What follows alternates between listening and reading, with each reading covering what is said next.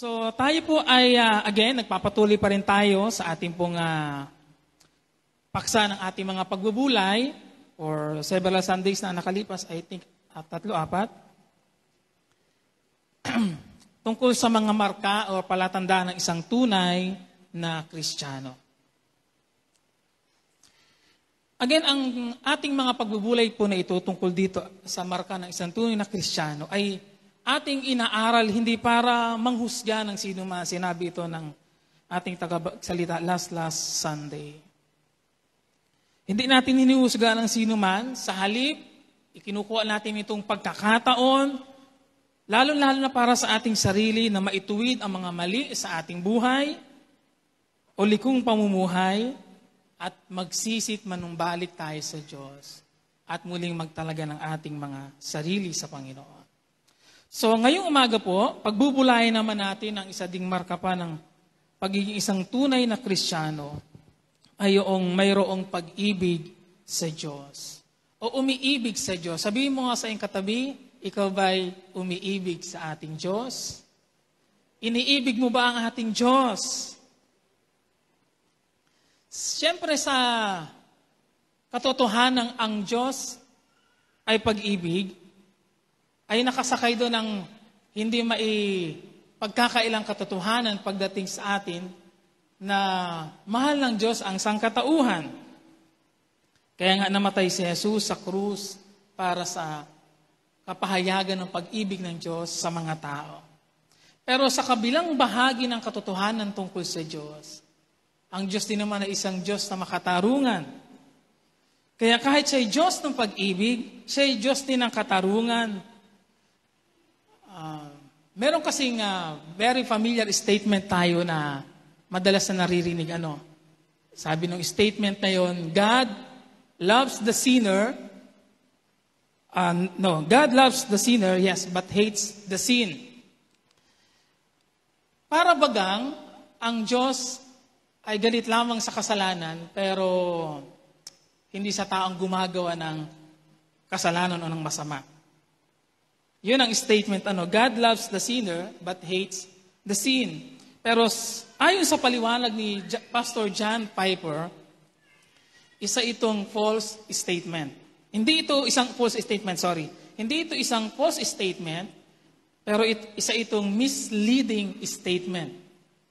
It's not a false statement, but it's a misleading statement. Bakit? Totoo naman na mahal tayo ng Diyos. Pero nawawala yung isang mahalagang katotohanan sa statement na yon, na ang Diyos ay namumuhirin at napupuot sa taong gumagawa ng masama. Just to make an emphasis doon, sa Awit chapter 5 verse 4 ay ganito ang sinasabi. Para patotohanan. Awit chapter 5 verse 4-5. Babasahin ko lang sa English kasi mas naipaliwanag ko ng maayos sa wikang English, na version.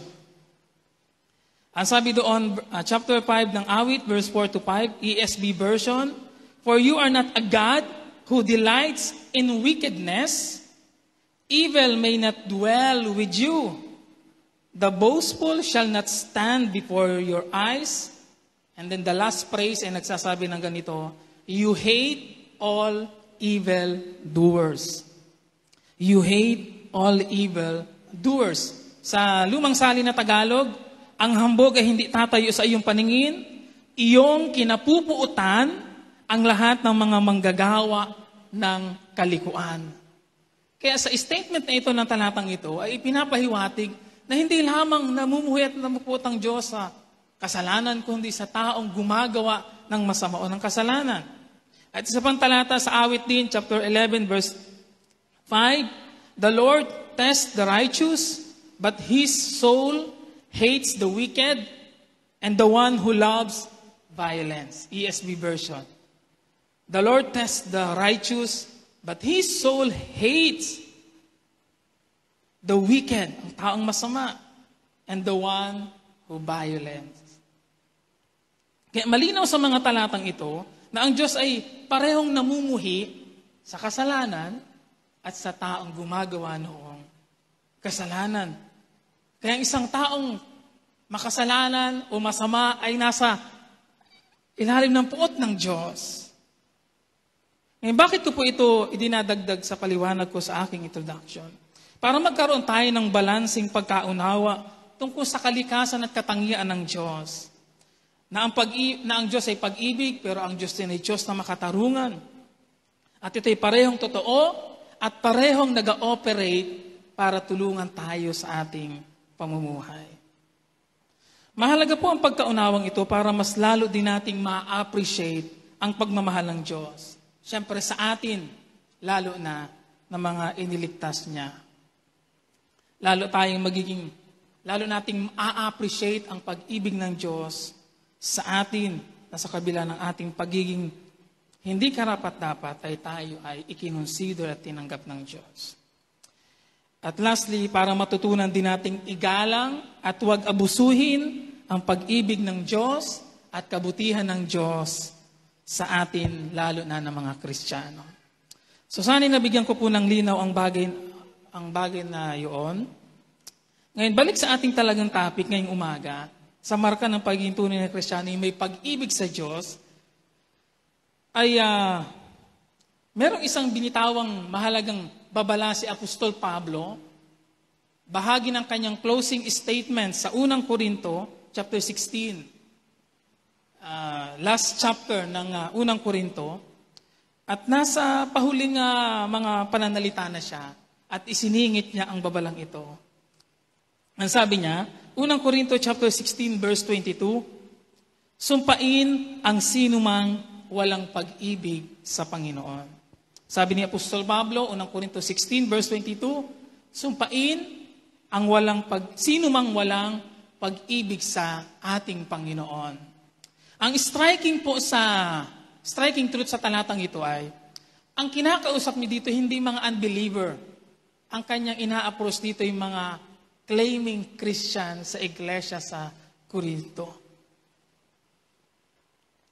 And as part ng kanyang closing message, iniwan niya ang babalang ito, hindi para takutin ang mga taong ito, kundi para akayin sila, lalo na ang mga nagsasabing Kristiyano, na mag-evaluate ng kanilang mga sarili.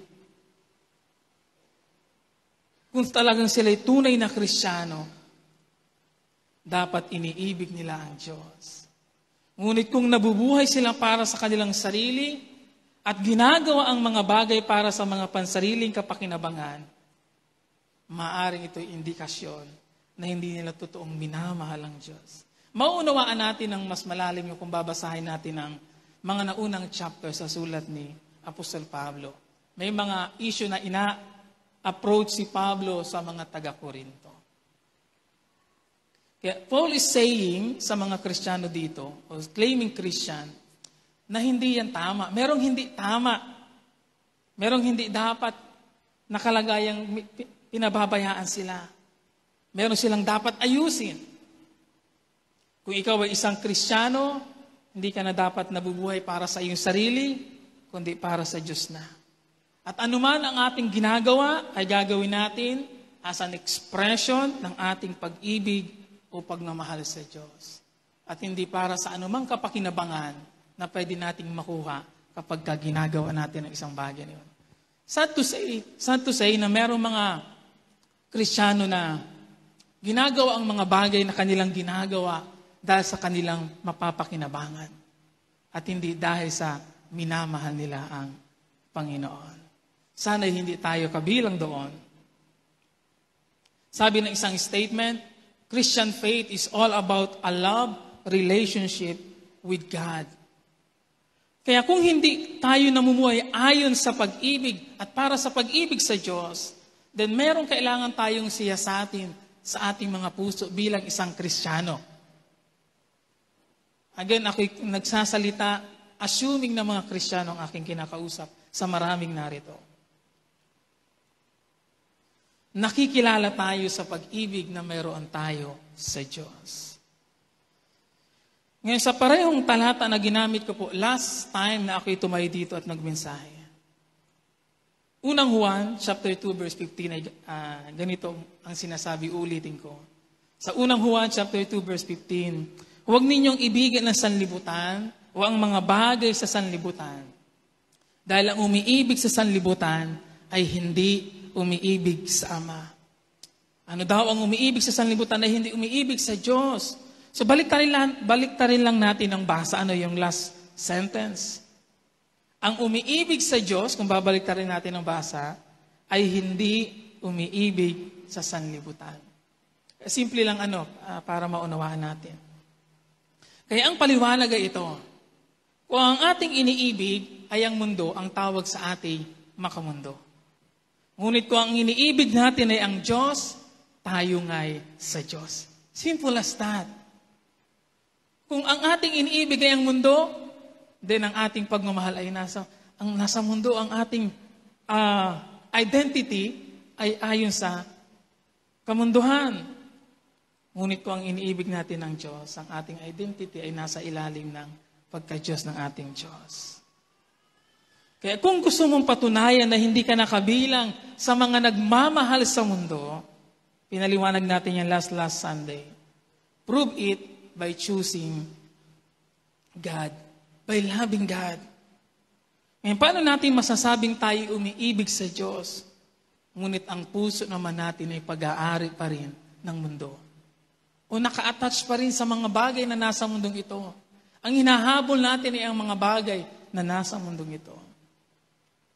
Kaya maliban ang ating puso'y lubos nang nakasuko sa Diyos at pinaghaharian ng Diyos, maaaring hindi pa nga tayo lubos na umiibig sa Diyos. Kaya kailangan nating magsuri ng ating mga puso, mga kapatid. Si Jesus na ba ang talagang nagahari sa ating mga puso? O ikaw pa rin ang nagahari sa buhay mo? Dahil kung si Jesus na ang nagahari sa puso mo, siya na dapat ang pinakamahalagang persona sa buhay mo. Magsuri tayo ng ating puso. Dahil hindi natin magagawang ibigin ang Diyos sa ating sariling lakas. At yan ay isang bagay din naman na gusto kong bigyan ng diin.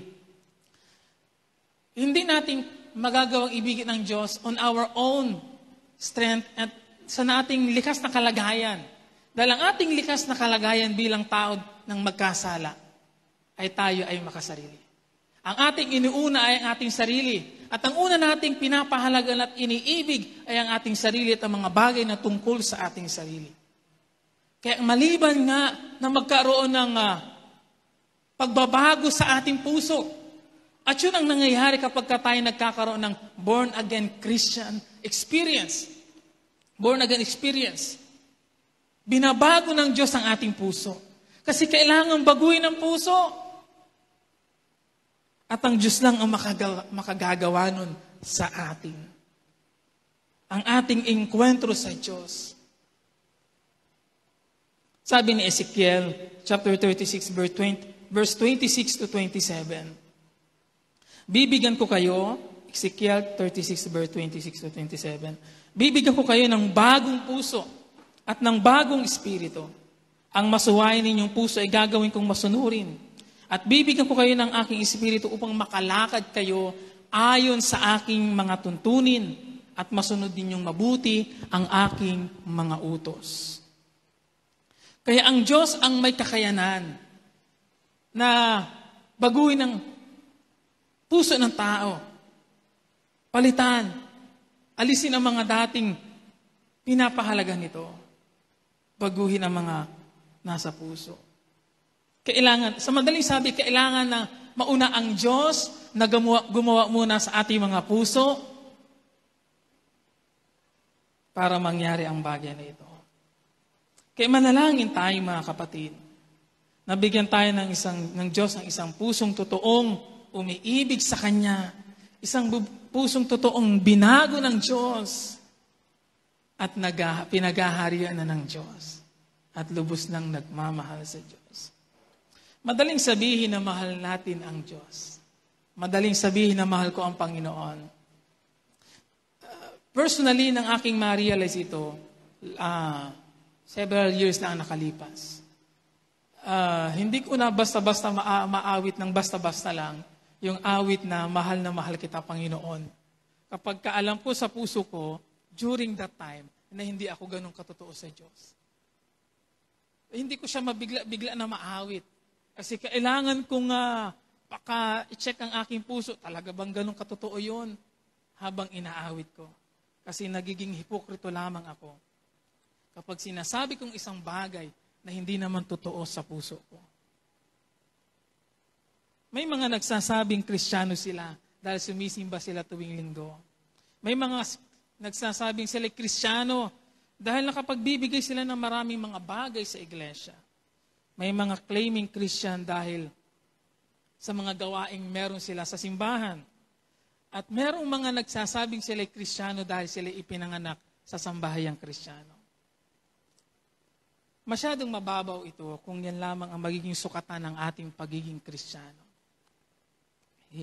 Hindi siya 100% na pwedeng maging garantiya. Ngunit sa ating pagbubulayan ngayong umaga, pwede nating ma-check ang ating mga sarili. Ang ibigin ang Diyos ay isang mahalagang marka na meron ng isang tunay na mananampalataya. Iibigin natin ang Diyos, hindi lamang tungkol sa mga bagay na kaya nating gawin para sa Kanya, kundi kahit sa mga bagay na magiging waring mahirap para sa ating gawin. Ngunit pipiliin natin gawin dahil iniibig natin ang Diyos. So ngayong umaga, magbabahagi po ako ng 3 na mga palatandaan na dapat makita para sa mga Kristiyano para masabing tayo nagmamahal sa Diyos. Mga palatandaan na tayo'y nagmamahal sa Diyos. O umiibig sa Diyos. Una, kapag naglalaan tayo ng panahon para makipagniig sa Diyos. Kapag naglalaan ka ng panahon para makaniig ang Diyos. Pakibuksan po ang inyong Biblia sa Santiago, chapter 4, verse 4. Babasahin ko muna yung verse 5. Chapter 4, verse 5. And then tatalon po ako ng basa sa verse 8. Sabi dito, baka naman ang akala ninyo'y walang kabuluhan ang nasasaad sa kasulatan na napakarubdob ng pag-ibig ng Diyos sa Espiritong ibinigay niya sa atin at ayaw niyang may kaagaw sa ating pag-ibig.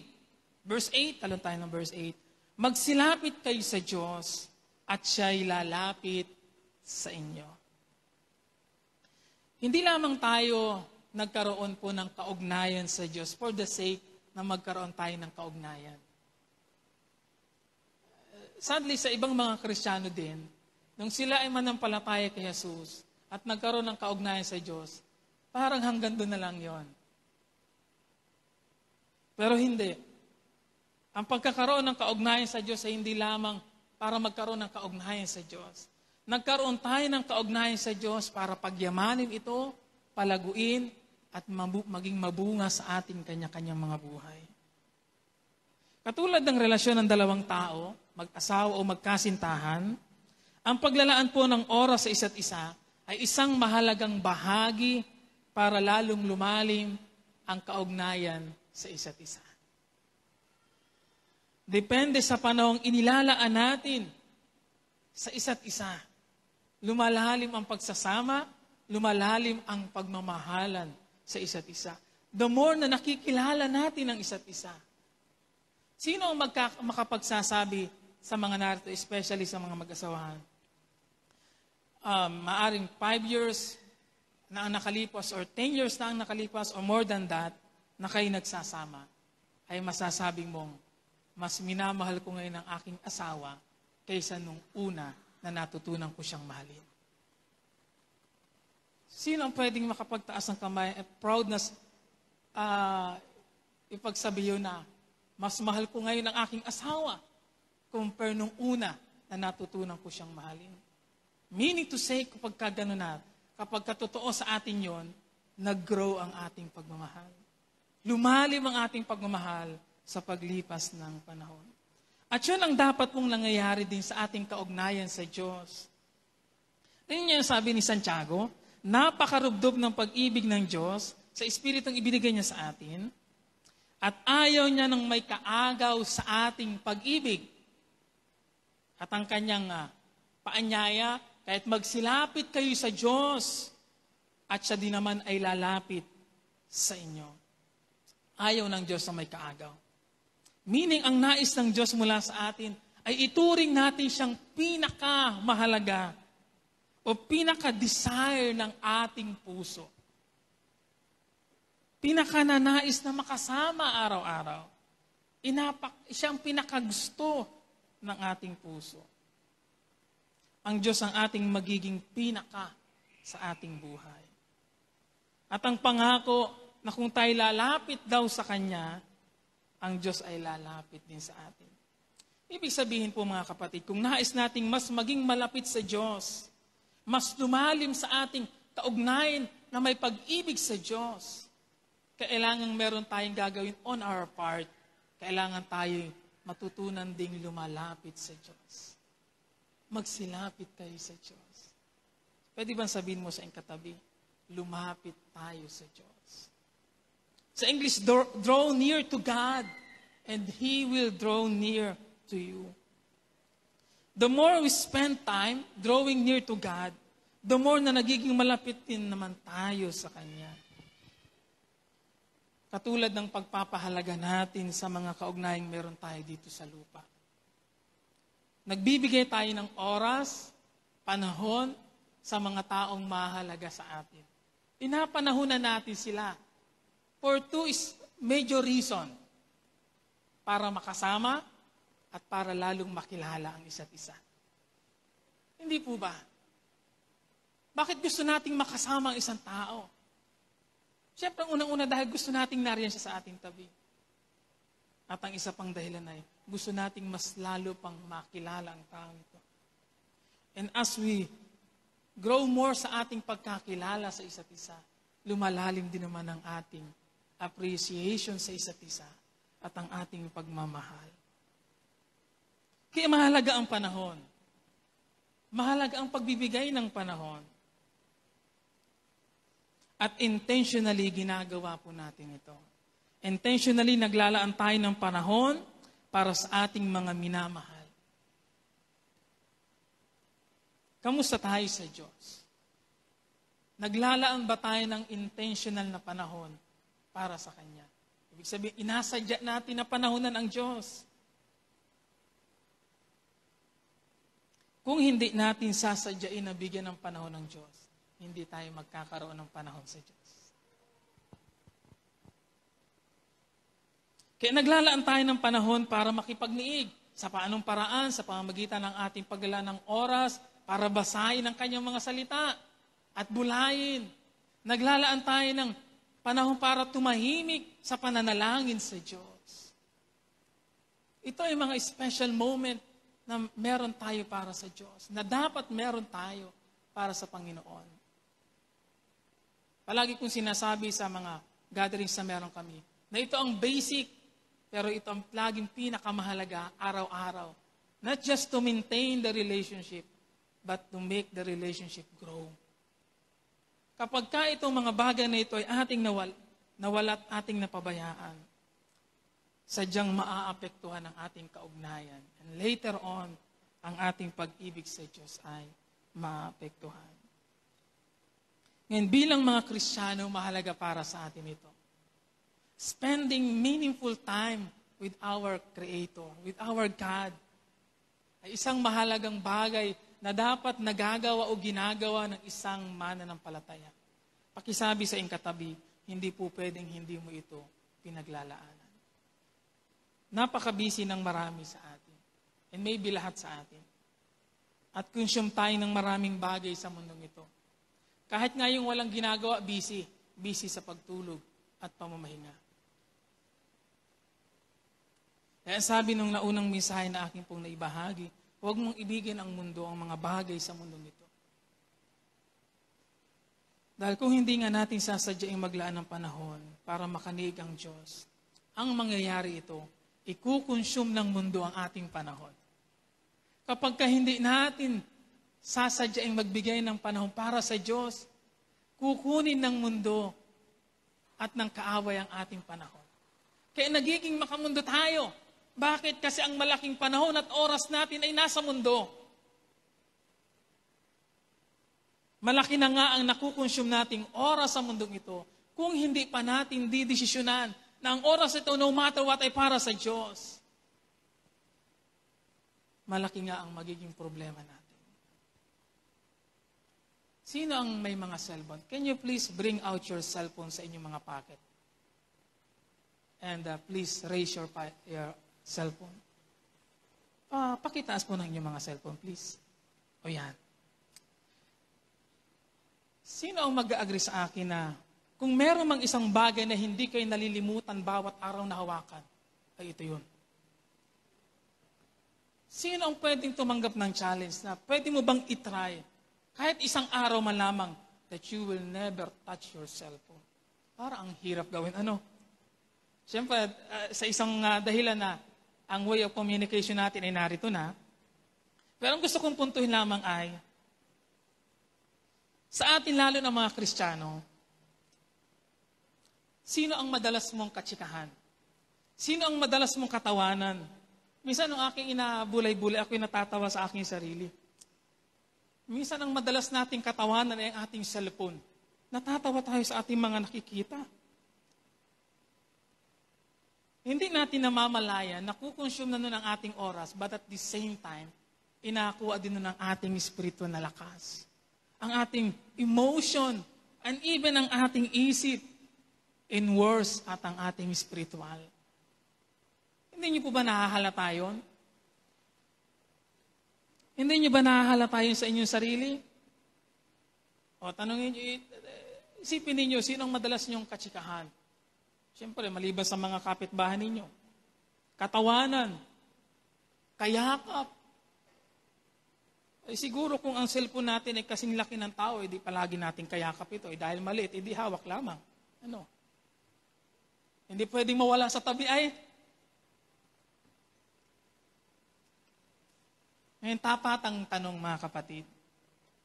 Kung magiging honest ka na sagutin ang mga tanong ito, answer this on your personally.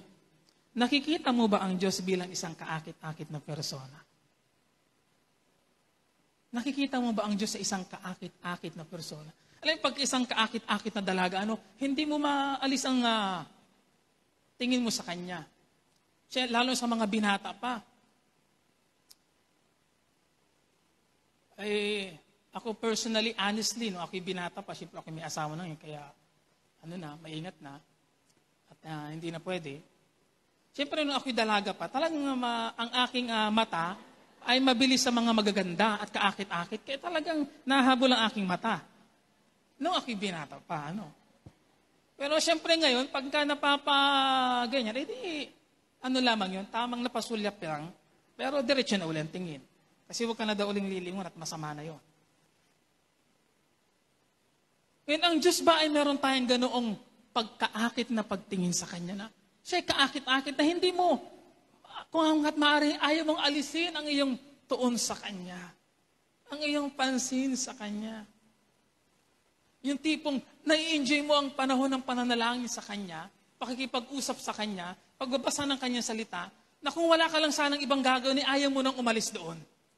Meron ba kayong ganong klase ng excitement, feelings, pakiramdam, kapag ka nakikipagniig sa Diyos? Mga kapatid, every time na mababalikan ko ang ganitong mga katotohanan, palaging hindi ko malilimutan si Marta at si Maria, magkapatid na Marta at Maria. Bising-busy si Marta sa maraming mga bagay na kanyang ginagawa. Gawain, kahit ang intention ay para i-please ang Panginoon. Ito naman kanyang kapatid si Maria ay umupo sa tabi ni Jesus at nakikinig sa mga sinasabi tinuturo ni Jesus. Kaya nang dumaing na ang Marta sa pagod siguro, ang sabi niya, Panginoon, sabihin mo naman yung aking kapatid na ako'y tulungan. Pero ang sabi ni Jesus sa kanya, Marta, Marta, naliligalig ka sa maraming bagay. Pero iisa lamang ang tunay na mahalaga. At yun ay pinili ni Maria at hindi yun aalisin sa kanya. Sa Lucas chapter 10, verse 41. Ang gusto ko pong sabihin ito mga kapatid, kung ang ating masyadong kaabalahan sa maraming bagay ay nakakaapekto na sa ating panahon para sa Diyos at sa ating pag-ibig para sa Diyos, baka kailangan mong magbawas. Tanungin mo ang iyong katabi. Sabihin mo sa iyong katabi, kapatid, baka kailangan mo nang magbawas. Wala ka ng panahon. Wala ka ng meaningful time para i-date ang Diyos. Hindi ba yung date, yung i-date mo ang iyong asawa, ang iyong girlfriend, boyfriend, etc. O taong sino mang mahalaga. Intentional yun eh. Inamarkahan mo talaga sa kalendaryo, no, sa araw na ito, sa oras na ito, i-date ko siya. Meaning to say, inapagpaliban mo ibang mga bagay para sa mahalagang schedule na yun. Sana'y ganun tayo sa ating Diyos. Ina-date natin siya sa mga meaningful time na ating ilalaan para sa Kanya. Kaya anong kaabalahan ang meron ka ngayon na maaaring kailangan mong i-consider na siguro dapat nang bawasan para magkaroon ka ng makabuluhang panahon na makipagniig sa Diyos. At i-enjoy ang fellowship na kasama ang Diyos. And make that fellowship grow sa iyong patuloy na pagpabalik-balik sa presensya ng Diyos. Merong isang mahalagang halimbawa na mismo ang Panginoong Hesus ay iniwan na may kaugnayan sa bagay na ito. Marcos chapter 1 verse 35. Si Jesus mismo ito. Practice na kanyang ginagawa nung narito pa siya sa lupa. Marcos chapter 1 verse 35 sabi doon, madaling araw pa'y bumabango na si Jesus at nagtungo sa ilang na puok at nanalangin. Kahit noong narito pa si Jesus sa lupa, intentionally gumigising si Jesus ng maaga. At hindi lamang gumising ng maaga, pumupunta siya sa isang ilang na lugar, meaning to say sa isang lugar na tahimik, walang distraction, walang maingay, walang abala. For what purpose? Para makipagniig sa Diyos Ama. Sinisimulan ni Jesus ang kanyang araw na ang unang kaniig ay ang Diyos Ama. Sad to say, and even I, myself, ay guilty, na sa maraming pagkakataon, ang una nating parang inahanap palagi ay ang ating mga gadgets. Pero si Jesus ay nag-iwan ng mahalagang halimbawa na dapat nating tularan. Tatanungin ko po kayo mga kapatid, ang Diyos ba ay karapat-dapat na ibangon natin ng maaga para makaniig? Ang Diyos ba ay karapat-dapat na ipagsakripisyo natin ng oras para lamang makaniig? Ang Diyos ba ay karapat-dapat para pagdamutan natin ang ating sarili ng tulog para lamang siya makaniig? Kung siya isang personang karapat-dapat para sa mga bagay na yun. The question is, bakit hindi mo ginagawa? Maaring hindi mo talaga siya naituturing pa na gano'n. Eh, kailangan nating bumalik din sa Diyos mismo at ipaayos ang ating mga puso. Ang Diyos, para kay Jesus, ang makipagniig sa Ama. At ang Diyos Ama mismo ay gano'n na lamang kahalaga na willing siyang gumising ng mas maaga para lamang makasama siya, maka-fellowship, at lumayo sa karamihan para maka-fellowship ang Diyos.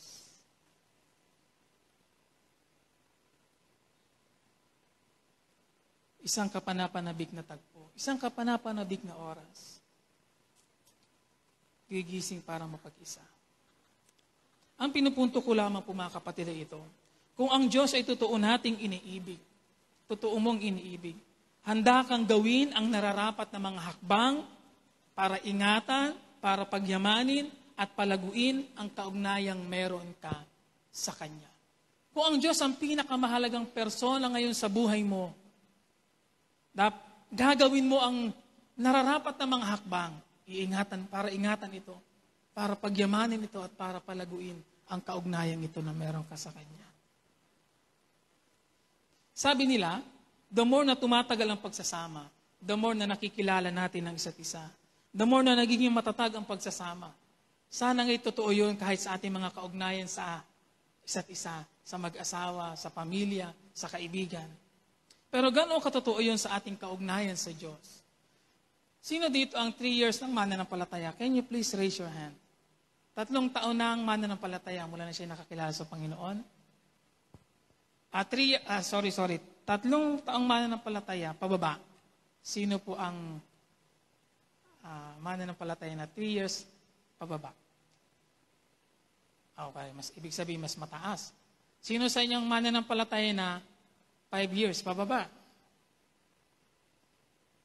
Ibig sabihin niya, mula na makakilala kayo sa Panginoon, 5 taon na. Nang kayo Kristiyano. O sino sa inyong 10 years ng Kristiyano? O mahigit? Ay wala sa inyong mga Kristiyano? Oh, nakakalungkot naman ang iglesyang ito. Pastor Manny, kailangan natin gumawa ng malakihang panawagan ng pagsisisi mamaya. Uulitin ko, sino sa inyo ang 3 years or 5 years ng mananampalataya? Taas ang kamay. Kristiyano. O, sino sa inyo ang 10 years ng mananampalataya o higit pa? Marami ang mga 10 years na higit pang mananampalataya. Higit pa sa 10 years, 15, 20 years. Siguro ano po, sina Pastor Manny. Ako ay 2007 nang ako po ay mabautismuhan. Pero inakilala ko na ako'y talagang tunay naging Kristiyano lamang ay year 2009. Okay? So, doon mag-uumpisa ang counting ko. Okay? So, bakit ko po tinatanong yon? Sabi ko kanina, pagtagal ng pagsasama, paglago daw ng kaugnayan sa isa't isa. Ngayon, kung 3 years ka ng mananampalataya, 5 years ka ng mananampalataya, or 10 years more ka ng mananampalataya, masasabi mo ba ngayon na mas malalim na ang kaugnayan mo sa Diyos kumpara before na nag-uumpisa ka pa lang sa pananampalatayang ito? Or, ang malungkot na statement ay, sa halip na pagayon, pababa ang status ng iyong kaugnayan sa Diyos. Sana'y pagayon po pataas. Sana'y palago, palalim ang ating kaugnayan sa Diyos. Sabi ni Jeremias, at huling talata ko sa puntong ito, Jeremias 29 verse 13, ako'y hahanapin ninyo't masusumpungan kung buong puso ninyo akong hahanapin. Ano daw? Sabi doon sa Jeremias 29 verse 13, ako'y hahanapin ninyo at masusumpungan. Pero ang kondisyon ay, kung buong puso ninyo akong hahanapin.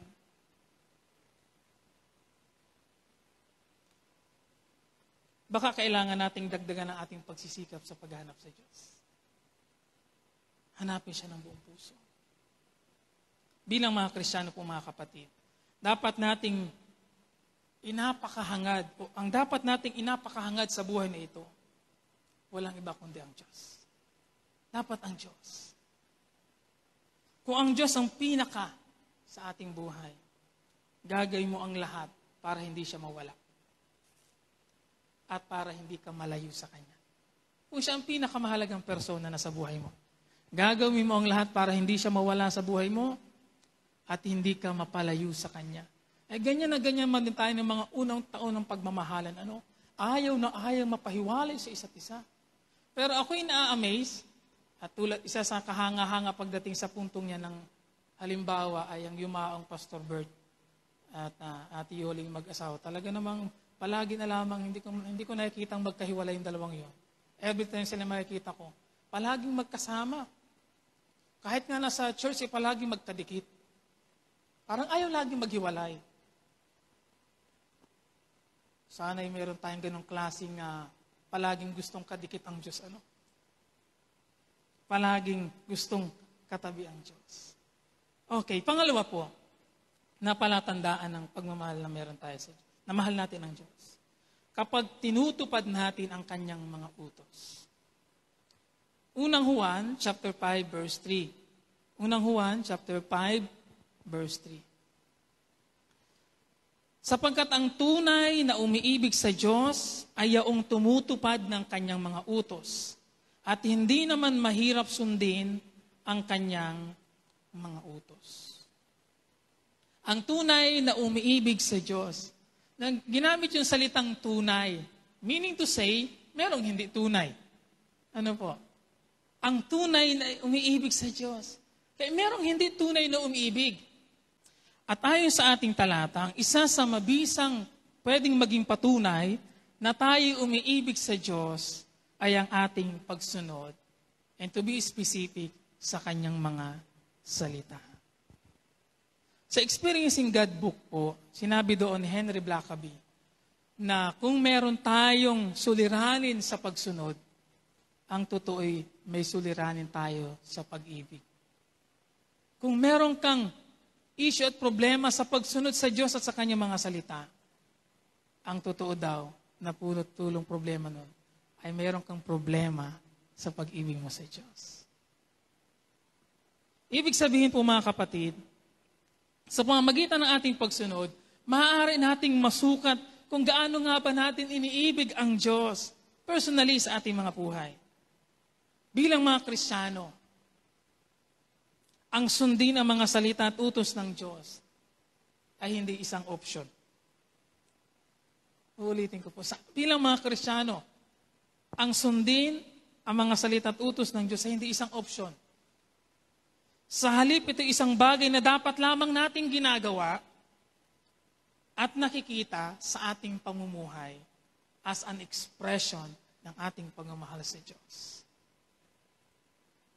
Kaya hindi yung pagsunod sa sinasabi ng Diyos o hindi yung pagsunod sa mga utos ng Diyos ang nagbibigay sa atin ng kakayanang ibigin ang Diyos. Hindi.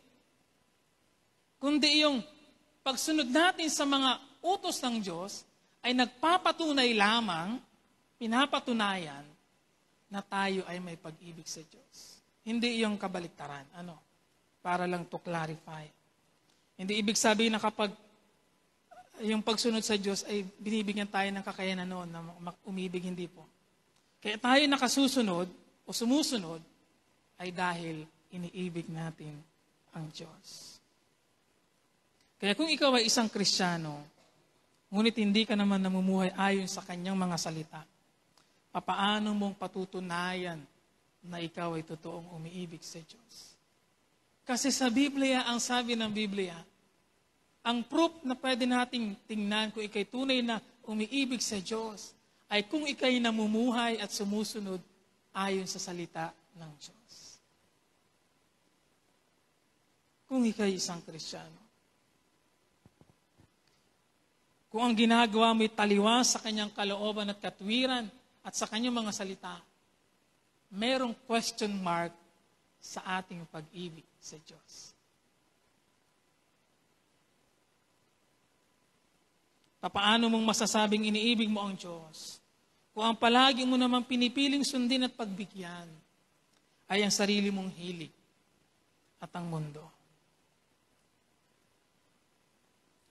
Nakikita sa ating mga pagsunod sa salita ng Diyos kung gaano ba kalaki ang puwang ng Diyos sa ating mga puso. Hindi po ba? Ma-evaluate natin kung gaano ba kalaki ang puwang ng Diyos sa ating puso. Depende sa kung paano natin inasunod, ina-apply ang mga salita ng Diyos sa ating pong kanya-kanyang mga buhay. Kung minsan, namimili lamang tayo ng ating gagawin at susundin sa mga salita ng Diyos. Kapag sa tingin natin mahirap, hindi natin pinapansin.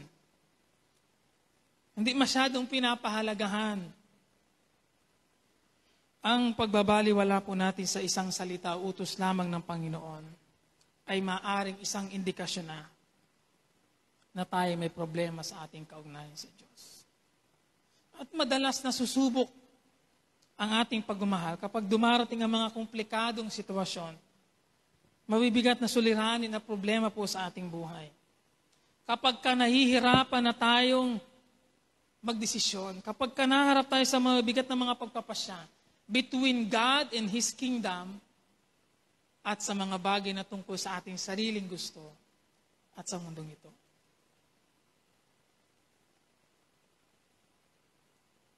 Sino ang mas malipit mong napagbibigyan at nasusunod?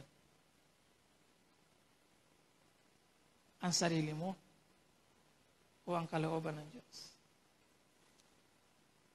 Alam niyo po, ang mundo ay may sariling kanyang instruction at paraan kung paano tuturuan ng taong mamuhay. Itong ating mundong ginagalawan, meron silang sariling meron inaturo ang mundo kung paano mamumuhay ang tao ayon sa kalakaran ng mundo. Ngayon, kung hindi tayo maging mapanuri at masipag sa pagbabasa, pagbubulay ng kanyang mga salita, ang talagang magiging estilo at paraan ng ating mamumuhay ay ang estilo na inaturo ng mundo. Bakit? Ay kasi hindi naman natin inabasa, hindi natin inabulay, at hindi natin ina-apply. Kaya paanong makikita sa ating mga buhay ang isang Christian life, gayong hindi mo naman ina-apply ang nasa salita ng Diyos. Hindi mo inabasa at hindi mo ina-apply sa buhay mo. Kaya ang tanong ng ibang mga tao, Kristiyano ba yan?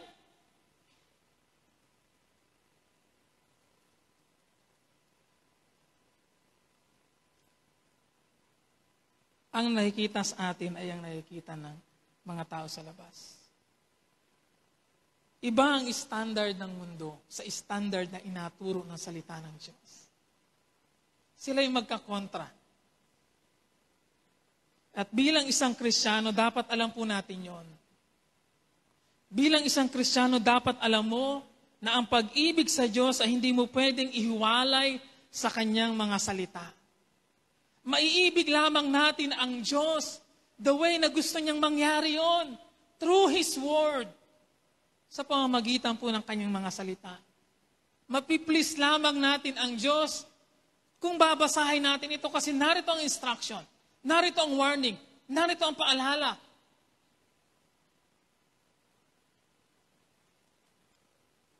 Kung paano natin gagawin yon. Kaya simple lamang kung tutuusin.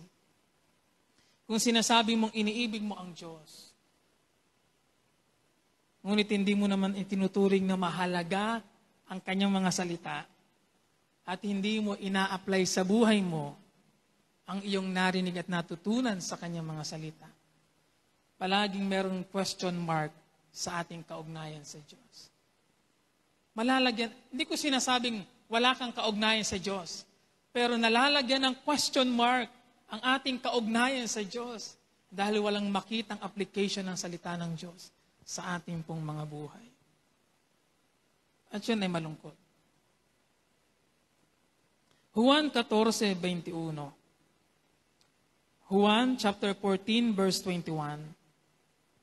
The same truth ang inabanggit dito din ni Juan. Juan 14:21. Ang tumatanggap sa mga utos ko at tumutupad nito ang siyang umiibig sa akin. Ang umiibig sa akin ay iibigin ng aking Ama, iibigin ko rin siya, at ako'y lubusang magpapakilala sa Kanya. Hindi sapat na tinatanggap lang natin ang mga utos ng Diyos. Ang sabi po dun sa ating talata, tinatanggap at ano daw? Tinutupad. Marami sa atin magaling makinig, mahusay makinig, ina-absorb. Ang problema, marami sa atin ang may suliraning pagdating sa paano siya a-apply. At ito po ang ina-goal sa namin at ina-workout sa discipleship. Yung papaanong i-apply. At tutulungan ang mga kapatid na ini-apply sa buhay ang mga bagay sa buhay natin ito bilang Kristiyano. Kaya tinatanggap at tinutupad, sabi doon, ang siyang umiibig sa Diyos.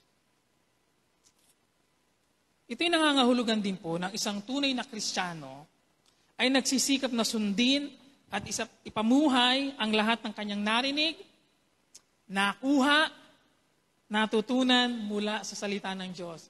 Yan man ay sa personal na pagbabasa, pagbubulay, o di kaya sa pakikinig mo sa ibang mga Kristiyano. Tulad nito, Sunday worship, preaching, or sa mga cell meeting, o mga Bible study, or any lecture opportunity na nagtuturo tungkol sa salita ng Diyos. Kuha natin yun, inapakinggan, lahat ng mga natutunan at ina-apply. The more na namumuhay tayo ayon sa gabay at instruction ng salita ng Diyos, lalo namang nagliliwanag sa ating buhay ang pag-ibig ng Diyos. At sabi doon, ang umiibig sa akin ay ibigin ng aking Ama, sabi ng sunod na statement, iibigin ko rin siya at ako'y lubusang magpapakilala sa Kanya. Kaya habang patuloy tayong sumusunod sa mga salita, ina-apply ito sa ating mga buhay. The more na nagniningning sa ating mga buhay, si Kristo. Bakit? Dahil nakikita sa ating mga buhay yung character ni Jesus. Habang sinusunod natin. Habang ina-apply natin. Lalong nahahayag sa ating mga buhay ang Panginoong Jesus. Ang ating talata nagsasabi sa bandang dulo yung ating main verse sa unang Juan. Sabi doon sa huling part, at hindi naman mahirap sundin ang kanyang mga utos. Nag-agree po ba kayo sa statement na yon? Sa statement ni Apostol Juan, na sabi ni Apostol Juan, at hindi naman mahirap sundin ang kanyang mga utos. Sino ang nag-agree na, hindi nga po mahirap na sundin ang kanyang mga utos?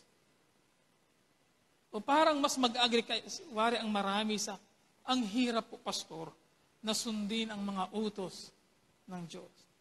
Actually, paglabas lamang dito mamaya, baka hirap na hirap na. Pero ito ang gustong sabihin po talaga ni Apostol Juan. Kung totoong iniibig mo ang Diyos, hindi dapat na magiging issue sa iyo ang sumunod. Ngunit kung wala kang pag-ibig para sa Diyos, sadyang palaging magiging issue o suliranin sa iyo ang sumunod. No matter what the circumstances. Kahit anong sitwasyon man yan, kahit anong kalagayan mo sa buhay, maalawan, mahirap, may pagsubok o wala, kapag ka walang totoong pag-ibig para sa Diyos, palaging suliranin ang sumunod sa kanyang mga salita. Nahihirapan ka bang sundin ang kalooban ng Diyos? Sabi ng Diyos, wag, tinuloy mo pa rin. Ang problema ay wala doon sa inutos na gawin mo. Ang problema ay naroon sa kaugnayan mo sa nag-utos. Kasi kung tunay mong inagalang, inakilala yung nag-utos, nagbigay ng salitang iyon, at ina-appreciate mo ang halaga niya sa buhay mo, hindi na mahirap para sa iyo na pahalagahan at kunin yung mga inasabi niya na inapagawa sa iyo.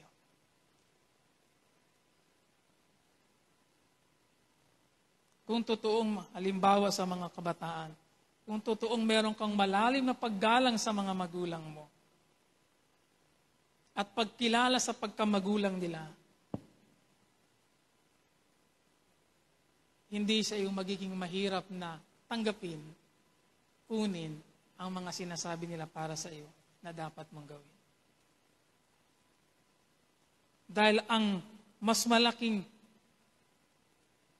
sumasakop na katotohanan doon ay kahit mahirap yung apagawa sa iyo, pero dahil inakilala mo ang taong yun at inapahalagahan mo ang taong yun sa buhay mo, pipiliin mo pa rin gawin yun. Kaya sabi ko po kanina sa introduction ko, ang pag-ibig sa Diyos hindi lamang tungkol sa mga bagay na kaya natin gawin, kahit sa mga bagay na waring magiging mahirap para sa atin na gawin, ay pipiliin pa rin natin gawin. Dahil yun ay ekspresyon ng ating pagmamahal sa Diyos. Hanggang saan ang kaya mong sundin? Maaaring kung hanggang saan ang kaya mong sundin sa kanyang mga salita, ay hanggang doon din lamang kaya mong ibigin ng Diyos. Ang pagsunod po natin ay panlabas na kapahayagan ng ating pagmamahal sa Diyos. Kaya kung totoong iniibig mo ang Diyos, susunod na lamang ang ibang mga bagay sa buhay mo. Kusang hindi ka mahihirapan. O hindi siya totoong magiging problemang malaki para sa iyo. Hindi mo na kailangan pang pilitin. O hindi ka na kailangan pang pilitin. Dahil yung mismong pag-ibig na yun ang mag-push sa iyo para piliin palagi ang Diyos at ang kanyang mga salita. Nagiging mahirap para sa mga marami. Lalo na minsan sa mga kabataan na piliin at sundin ang Diyos. Sa aking palagay, ang isa sa dahilan ay dahil hindi pa sila nakakarating doon sa level na inaturing nila ang Diyos na pinakamahalagang persona sa buhay nila. Kaya kapag may nagpakilalang magandang binata, gwapong binata, o magandang dalagang nakilala, inaiwan ang pananampalataya kay Kristo para habulin yung dalagang yon o yung binatang yon ay samahan. Hey, mga young people na narito, mahal ba natin ang Diyos? Sana'y ang Diyos ang pinakamahalagang persona sa ating buhay. Para kahit parang wala pang dumadating, hindi ka nag-worry. Dahil He is the most beautiful person in my life. Walang kulang sa akin hanggat nariyan ang Diyos ko sa buhay ko. Amen? Amen. Pangatlo po at panghuli na palatandaan ng ating pagmamahal sa Diyos. Ano nga po yung una? Palatandaan na tayo may pagmamahal sa Diyos. Mayroon tayong paglalaan ng panahon para makipagniig sa Kanya. Pangalawa, sinusunod natin o tinutupad ng Kanyang mga salita at utos. At pangatlo po, na palatandaan ng ating may pagmamahal tayo sa Diyos. Kapag palagi tayong mainit sa Diyos. Nagasubok akong humagilap ng iba pang salita na pwedeng ipalit dun sa salitang mainit, pero wala ako agad mahagilap. Pero sa Pahayag chapter 2 verse 4 ay naroon po ang batayang talata. Pahayag chapter 2 verse 4 hanggang 5. Ngunit ito ang ipinagdaramdam. Wait lang po. Umpisa nating basahin pala sa verse 1 para masundan lang natin yung context. Verse 1. Isulat mo sa anghel ng iglesia sa Efeso, ito ang ipinasasabi ng may hawak ng 7 bituin sa kanyang kanang kamay. Ang lumalakad sa gitna ng 7 ilawang ginto. Verse 2. Nalalaman ko ang mga ginagawa mo, ang iyong mga pagpapagal at pagtsatsaga. Alam kong namumuhi ka sa masasama. Sinusubok mo ang mga mapagpanggap na apostol at napatunayan mong sila'y bulaan. Alam ko ring matyaga ka. Nagtitiis ang maraming hirap at alang-alang sa akin at hindi nanlulupaypay. Verse 4. Ngunit ito ang ipinagdaramdam ko sa iyo. Nanlalamig ka na sa akin. Hindi mo na ako mahal tulad ng dati. Verse 5, alalahanin mo ang dati mong kalagayan. Pagsisihan mo at talikdan ang iyong masasamang gawa at gawin mong muli ang mga ginawa mo noong una. Kapag hindi ka nagsisi, papariyan ako, aalisin ko sa kinalalagyan ng iyong ilawan. Ngunit ito naman ang napupuri ko sa iyo, kinapupuutan mo ring tulad ko ang ginagawa ng mga Nicolaita. Dito po sa ating binasang teksto ay, ito po ay isang sulat na ipinadala sa anghel sa mga iglesia.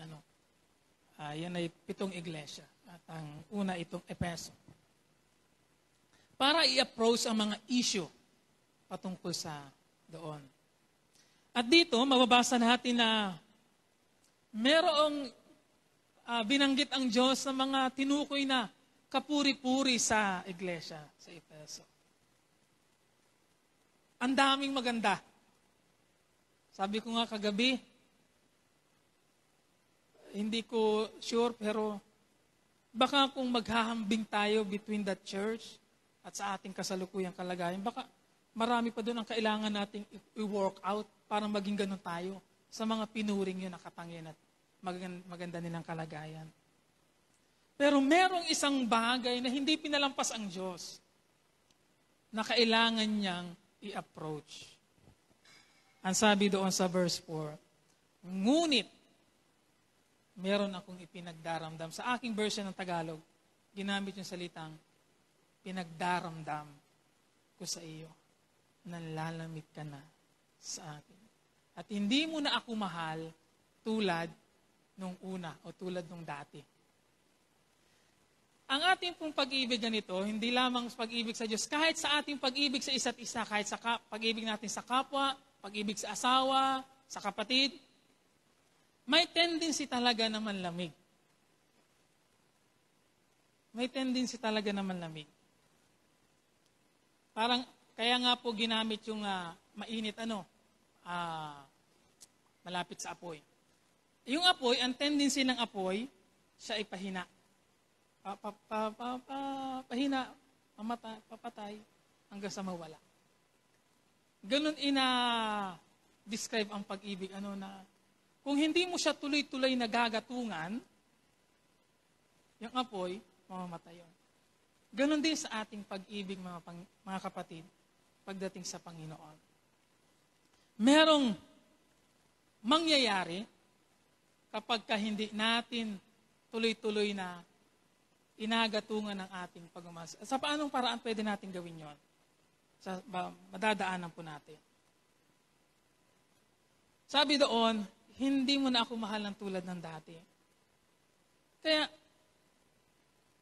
hindi pa naman talagang walang pagmamahal. Pero, yung pagmamahal na meron sila noon, ina-compare ng Diyos sa pagmamahal na meron sila ngayon. Ang sabi, hindi na tulad ng dati. Naglagay ang Diyos ng pagkukompare. I-evaluate mo ngayon. Tingnan mo kung paano mo ko inaibig noon sa kung paano mo ko inaibig ngayon. Ang laki na ng diferensya. Ang laki na ng nabago, ang laki na ng nabawas, ang laki na ng nawala. Ibang-iba na nga. Kaya sabi ng Diyos, hindi na tulad ng dati. Ngayon, tinanong ko ang mga tatay kagabi. Sabi ko sa kanila, ano ang ibig sabihin para sa inyo nung kapag ka nanlalamig na ang pag-ibig mo sa iyong mahal? Sabi ng isang tatay, ay wala na pong gana. Wala nang gana. Noong una'y palagi gusto niya nakabaluktot, ay wala na. Sabi ng isa, may agwat na. May agwat na. Wala na yung intense, na palaging gustong makita. Gustong makasama. Hindi mo na inahanap, sabi ng isang tatay. Hindi mo na inahanap-hanap. Nung unang taon ng inyong pagmamahalan, may inahanap. Wala nang pagsuyo. At iba pa. Yan para sa inyo, anong ibig sabihin nung nanlalamig ka na sa pag-ibig sa mahal mo? Mas madaling maunawaan, kaya inagamit natin illustration ng mag-asawa kasi mas madali siyang mag-gets. Kapag gagamitin natin yon. Sa unang mga taon ng pagsasama, narin ang init ng pagmamahalan.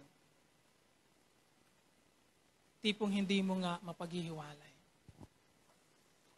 Pero paglaan ng taon, 5 years above, sad to say, sa ibang mga relasyon, nawawala yung init na yon. Kaya sabi ng ilang mga nabasa ko na mga may kaugnayan sa pagka-counsel sa tungkol dito, na kailangang merong continuous na pag-work out ng kaugnayan ng mag-asawa sa isa't isa. Para hindi mawala. Kasi dapat daw i-maintain yung intense na yon na meron kayo nung una. Kasi kapag nawala yun ay may panganib na bumaba ang pagtuturing ninyo sa isa't isa. Nawawala yung intense na pagmamahalan, napapalitan ng araw-araw na intense na pag-aaway. Kamusta naman ang ating pagsasama ng mga mag-asawa? Mainit pa rin ba tulad ng dati? Nung una kayong nagsimulang mag-ibigan? O nanlalamig na kayo ngayon? Kamusta ang inyong pag-ibig ngayon sa Diyos? Mainit at nag-aalab pa rin ba tulad nung una natin siyang nakilala? O nanghihina at nanlalamig ka na ngayon sa pag-ibig mo sa Diyos? Kung meron man pong dapat tayong pakaingatan sa buhay na ito, ay hindi ang mga kayamanang meron tayo, kundi ang ating kaugnayan sa Diyos.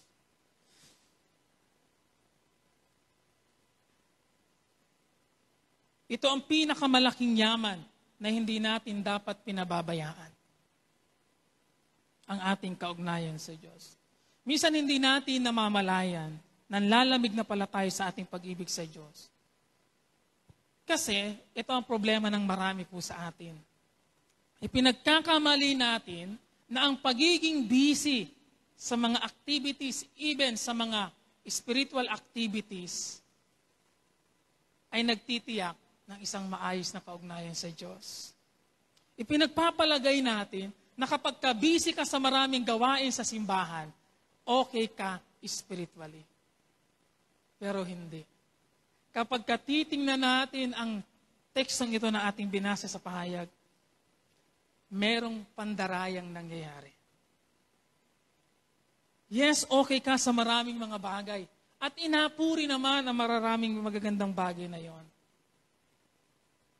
Pero minsan may pandaraya sa kabisihan, sa maraming gawain.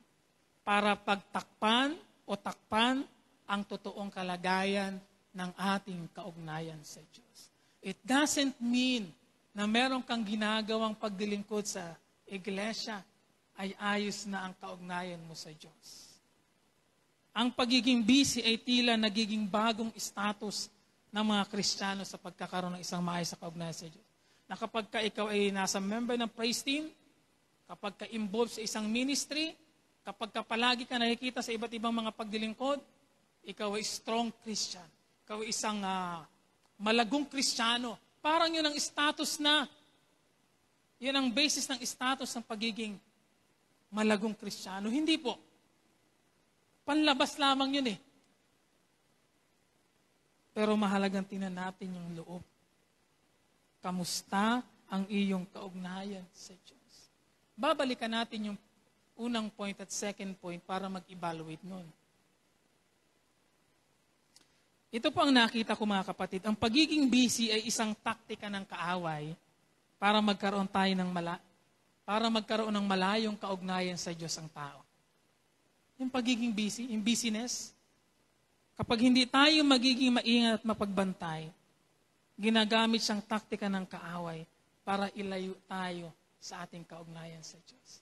No matter what, kung ano man yung ating mga pinagkakaabalahan. Kahit pa yan ay wari mga bagay na para sa Diyos.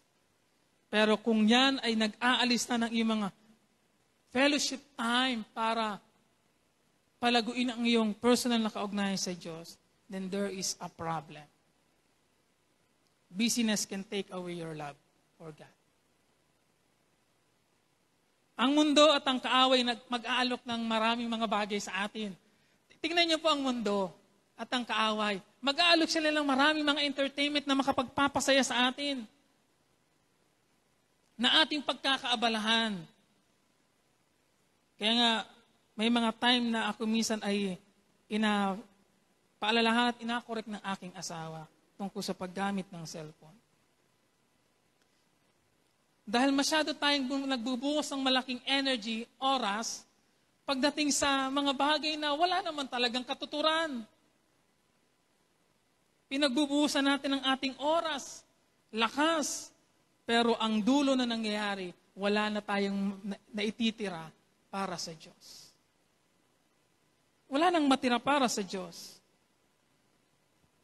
Kaya the more na tinatanggap natin ang mga inaalok ng mundo, the more na nawawalan na tayo ng panahon naman para sa Diyos. Kaya sabi ko last time, wag palaging tanggap ng tanggap. Hindi lahat ng mga bukas na pinto ay papasukin. Kailangan maging mapanalanginin.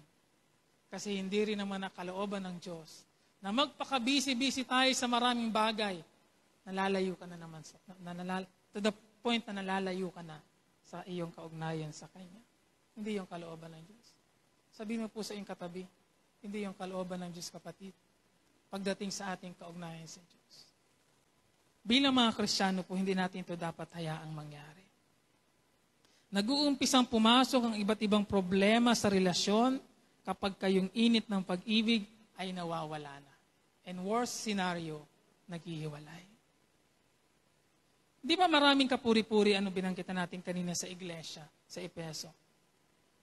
Pero sabi ng Diyos, ito ang ipinagdaramdam ko sa iyo. Hindi pala ibig sabihin na nagagawa naman natin ng maayos ang ibang mga spiritual na bagay, ay wala nang hahanapin ang Diyos sa atin. Hahanapin yun ang Diyos sa atin. At ang Diyos, sabi ng talat, ay nagdaramdam kapag pinababayaan natin ang ating pag-ibig na manlamig. Meaning to say, ayaw ng Diyos na inapabayaan nating bumababa ang level ng ating pag-ibig sa Kanya. Sa halip, ang gusto at kalooban ng Diyos ay maintain at inapalago natin yung pag-ibig na yun. Ayaw ng Diyos. Hindi ikinatutuwa ng Diyos ang panlalamig. Ang kalooban ng Diyos ay palaging maging mainit ang ating pag-ibig sa Kanya. Sa ibang salin, yung nanlamig ay sinalin sa salitang iniwan. Iniwan mo na ang iyong unang pag-ibig.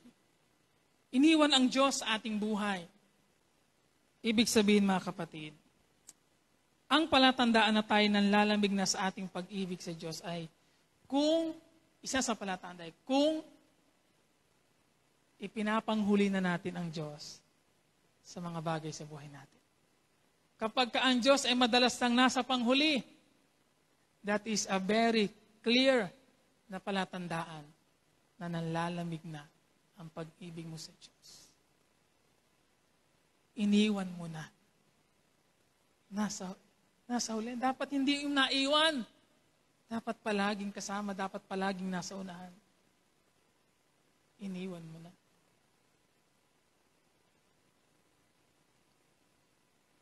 Maaaring ginagawa mo pa rin ng ibang mga spiritual activities and works just for the sake na masabing connected ka pa rin sa Diyos, pero ang totoo, malayo ka na sa Diyos. Mga kapatid, kamusta po tayo? Kamusta tayo? Ang pag-ibig sa Diyos ang pinakamahalagang sangkap ng ating kaugnayan sa Diyos. Ang lahat ng ating ginagawa ay dapat udyok ng pag-ibig at hindi lamang dahil ito ay sinabi sa atin.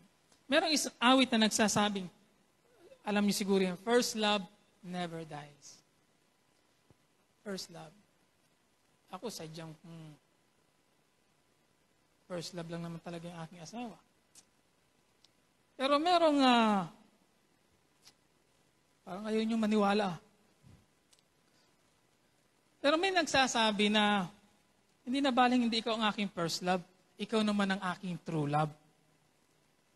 Pero sa Diyos po, hindi natin siya pwedeng i-apply. Pwede siya sa tao. Pero hindi natin siya pwedeng i-apply.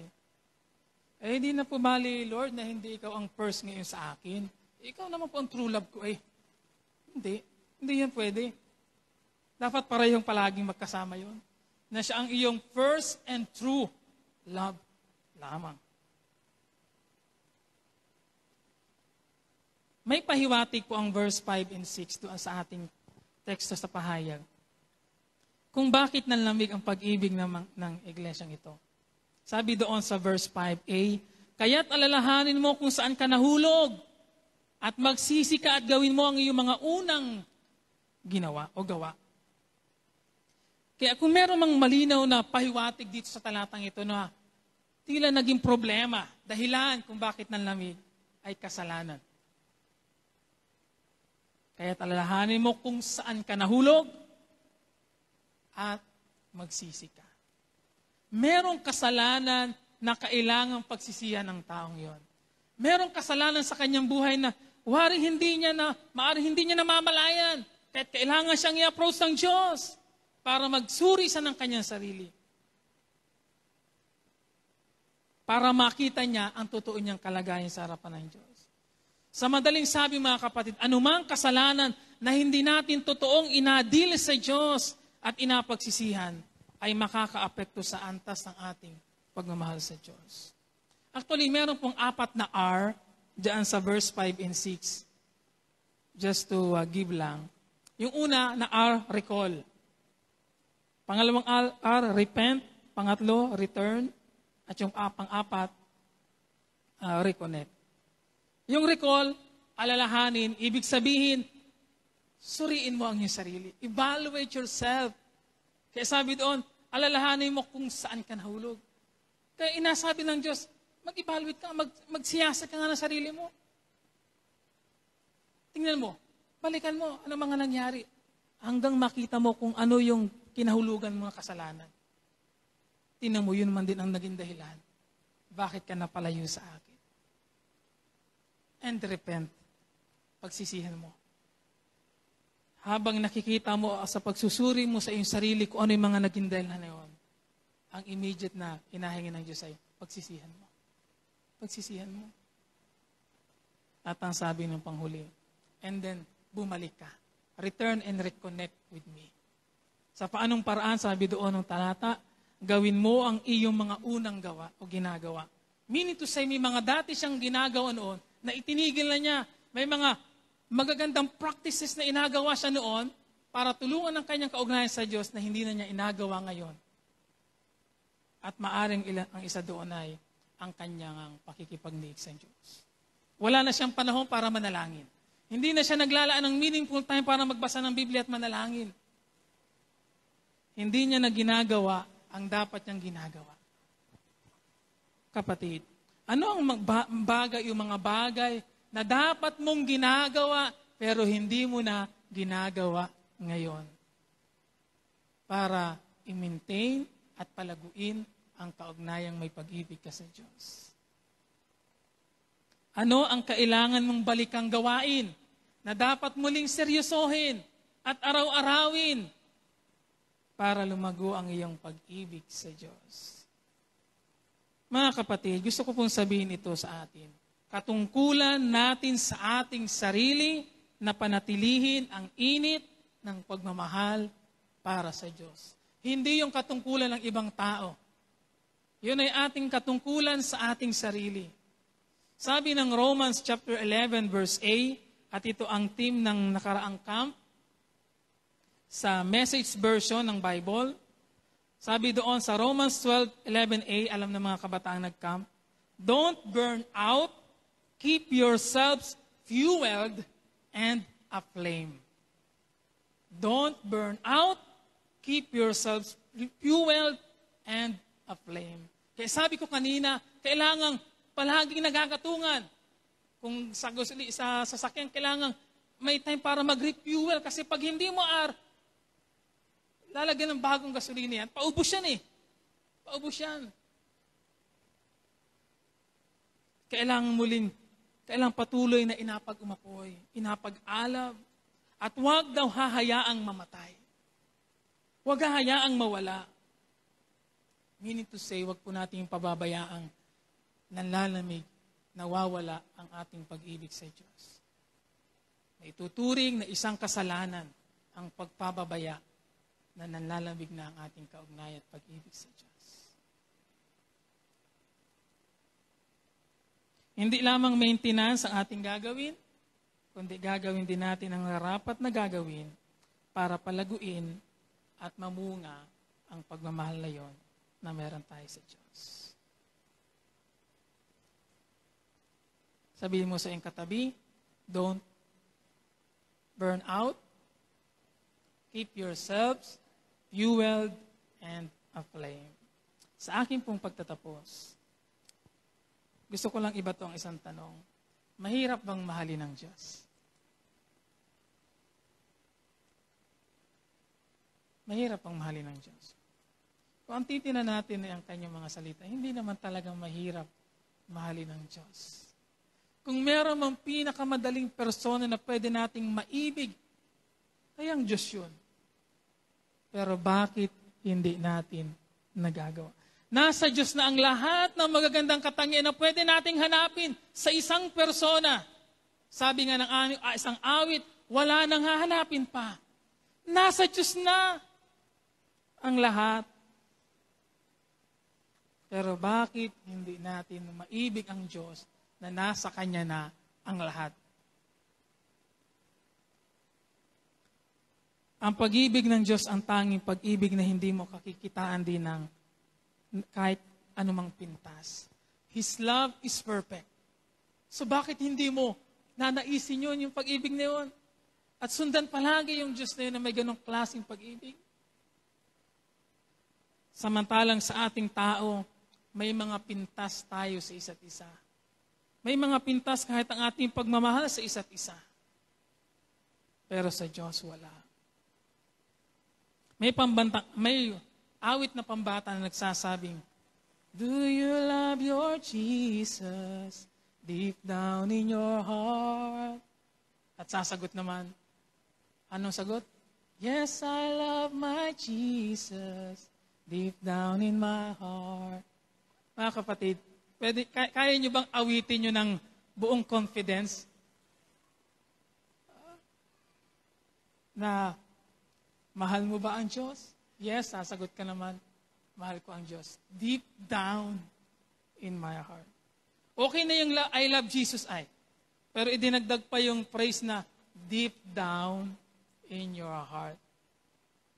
Nagdagdag ng mas malalim. Madali lamang umawit ng mga ganyan. Sabi ko nga po kanina, madali lamang awitin yan. Sino ba naman? Liriko lang yan eh. Banggitin mo lamang yan, madali lang.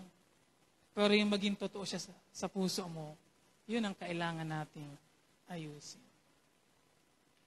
Dahil ang pagmamahal na inahanap ng Diyos atin, alam na natin ito. Sabi ng utos ang ating Panginoong Yesus, isinamarize siya sa dalawa lamang, ang lahat ng kautusan, sabi ni Jesus, una, ibigin mo ang Diyos ang buong puso, lakas, kaluluwa at isip. At pangalawa, ibigin mo ang iyong kapwa, gaya ng pag-ibig mo sa iyong sarili. Sabi ni Jesus, sa dalawang utos na ito, nakasakay ang buong kautusan ni Moises at ang turo ng mga propeta. Para sa akin, mahalaga yung huling statement ni Jesus na yun. Sa dalawang utos na ito, nakasalalay ang buong kautusan ni Moises at ang turo ng mga propeta. Meaning to say, kapag ka nag-fail tayo doon, sa unang-una na yon, na ibigin ng Diyos ang buong puso, lakas, isip, kaluluwa, mag-fail na rin tayo sa mga nasa baba, sa iba. So mga kapatid, ang hamon po sa ating ngayong umaga ay, bumalik tayo sa ating first love. At maaaring yung verse 5 and 6 ng Pahayag chapter 2 ay kailangan nating i-apply sa umagang ito sa pagsusuri ng ating pong mga sarili. Ano ang bagay na kailangan mong siyasatin sa sarili mo? Merong mga bagay ba na kailangan mong pagsisihan? At bumalik muli sa Diyos at magtalaga muli ng mga makabuluhang panahon para gawin ang mga narapat na gawain na makakatulong sa iyo para maging malusog ang iyong kaugnayan sa atin.